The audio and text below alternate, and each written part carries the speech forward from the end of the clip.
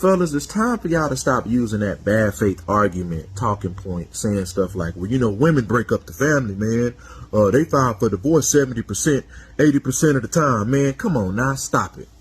Y'all know doggone well, yeah, they may file for divorce at a higher rate, but you know, at the same time, they give y'all so many chances after chances after chances to get it right.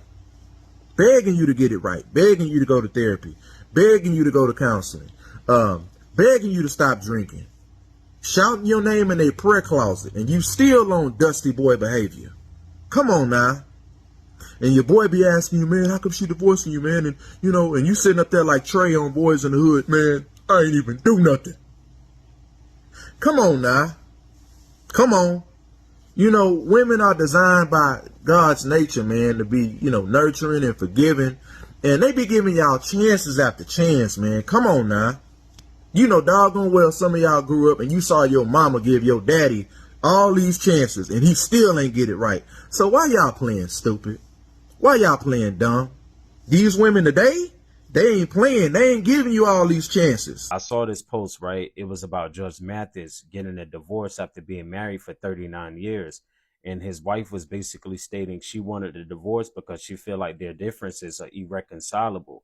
And that's basically just stating that she don't believe that any issues that they have in regards to the marriage can be solved, you know? So she wants out of the marriage. Now, listen, I'm all for marriage. I'm all for love. I'm all for, you know, creating a bond with each other and having, you get what I'm saying, longevity love. And also, you know, involving your happiness. But at the end of the day, I think after being married for 39 years, like, that's not even an option to get a divorce anymore. Like, you have literally been married for almost 4 decades. That's insane. And now you want a divorce? You get what I'm saying? So, like I said, I'm not knocking what she's trying to do. Obviously, she wants to be happy and she wants her happiness. But I'm sorry, man. If we together that long and we have our differences and we haven't gotten divorced within that bracket of 39 years, I don't see the reason to do it. You know, you can go on the other side of the room or I could go on the other side of the house. I'll even sleep on the couch for like 30 days or something. But listen, we sticking this out. We're going to be. Why are women more likely to initiate divorce faster than men? Good question. I got an answer for you. Let's get into it. Women tend to test higher in the trait neuroticism, one of the big 5 traits. This trait means that women are more sensitive to negative emotions, i.e., deep levels of anxiety. 1 unit of stress, there are several units of negative emotion attached to it. What does that mean, Sam? Women are more likely to feel unhappy faster. Because some women tend to ruminate, i.e. focus on the negative, find it very hard to get out of that negative space. Some researchers think that because the world is a more dangerous place for women and that women have had to care for dependents, that neurotic trait helps them to be more sensitive to negative emotion and negative environment. Ashley, I'm with you when you're right. She says people are leaving long marriages because of lack of effort, communication, laziness, feeling single while being married. It's not always because someone stepped out or wasn't a good person. I agree wholeheartedly. And I believe, and I'll continue to say this, I believe women are waking up and realizing some of the things that we haven't had language for in the past, we now have language for. And so it's not always about infidelity. That is not the only reason that someone will walk away from a marriage or a long-term relationship. No, there is, to your point, a lack of communication, effort, genuine care, laziness, feeling single while you're married. That is a whole thing. And especially if you're a mom and you feel like you have to do it all and then you're not getting anything in return, it's a lot. It's a lot. It's a lot. So I wish people understood this more, specifically men, that we're tired. And we understand now that we don't have to stay in any relationship that disrupts our nervous system, that doesn't feel good, and we are not going to be these bitter old women because we don't have a man. No, we're going to choose better. We're going to choose healthier relationships that actually is fulfilling. But staying in these relationships just for the sake of saying I have a man or a partner or what have you, that no longer is flying with us. And so I am with you when you're right, and I agree wholeheartedly. So why am I getting divorced after a year and a half? I got married at 28 and I'm 29 and I'm currently getting a divorce. And I owe it to you guys to explain to you why I'm getting a divorce, because over 10 million of you guys watched me get married last year across Instagram, TikTok, YouTube, and a lot other wedding content that I put out.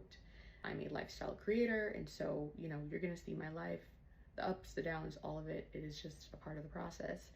But the reason why I do want to share why I'm getting divorced is because I got married to a narcissist unknowingly, and it was all built upon a lie. And I started talking about this on Threads and on my Twitter account, and I shared some of that to my Instagram stories. And since sharing that, I've gotten hundreds of DMs from women who are in the same situation or who have been in that situation. And so many of them have told me, I'm so grateful that you've been talking about this and that you've been transparent about this, because I didn't have the strength to leave. Now that I'm seeing that you are leaving so soon as well, I'm now inspired to leave. I do want to talk about this specifically when it comes to the narcissistic abuse part, because you don't even realize it's happening to you while it's happening to you. For so many of us, we just didn't even know what was happening while it was happening. I'm going to share as much as I can. And I think it's also important for us to remember that there's a difference between narcissistic personality disorder and having narcissistic traits, okay? Those are two different things. So let's start from the beginning. So in 2020, I met my husband on Hinge, and I was living in New York City at the time, and I was working from home. I was working on Wall Street, and I was pretty isolated. Here comes my husband on Hinge, and he looks great, and he seems like a pretty decent guy, and he really sold himself as like this faith-based guy and like really serious with like really good intentions, and you know, I bought it. Now, he was going to be starting a job on Wall Street as well at a different firm. And I like the fact that he was already in the industry, so he understood my work schedule, because I really did have a demanding schedule.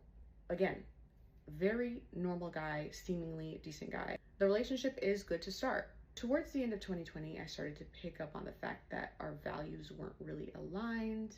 And especially when it came to faith, there were some things that weren't adding up, right? So I did let him know that, hey, I think we should break up. I think we should part ways, because, you know, we're just not aligned. Now, he accepted it at first, but then he kept trying to message me and get back with me and saying, you know, I really don't understand. I really miss us and all of that.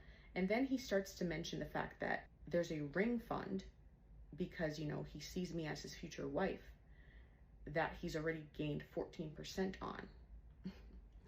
And I remember saying to him, like, I'm sorry, what does that have to do with anything? And so that is an example of, I think it's called love bombing. I am somebody who had a narcissistic parent. So I grew up on gaslighting. I grew up on manipulation. I grew up on love bombing. So that feels familiar to me. I didn't really have the language for what exactly my soon-to-be ex-husband was doing at the time, but now that I do have the language for it, I see it for what it was, right? If you have broken up with somebody, they seemingly accept it, but then they're coming back and they're like, okay, but I have 14% on a ring fund, right? They're trying to like lure you back in, right? They're trying to talk about all these things that they do for you or what they're doing for you to try to lure you back in. Now, I was resistant to his efforts. At the beginning of 2021, I do start a new job, and that job is actually at the firm that he's working at in a different capacity, but we've been broken up. We're still cordial. Now, he's still trying to get back with me. He's inserting himself in a way that's friendly, but like also clearly like he regrets that, you know, we parted ways. Again, I'm focusing on my new job. I'm just focusing on like getting my life together. He does become a source of support for me as I'm in this new job, because he's already familiar with this firm. He knows how to support people, and like he really is just a great friend to have. My birthday's in July, and yes, we're friends, we're not together, but he totally inserted himself into my birthday in a way that was like, you know, I'm her man, got me a cake and everything. And like, I appreciated all of those efforts, because at the end of the day, like, it's great to have somebody who is looking out for you and all of those things. But again, I wasn't cognizant of the fact that like boundaries were not in place, right? And this is something that you have to be very aware of as a young woman when you're dealing with these men. Like, if you have broken up with somebody, right, there is no reason why they should still be coming around in that capacity. And if they keep coming around under the guise of friendship, right, because they love and care about you deeply as a friend, you need to be very careful.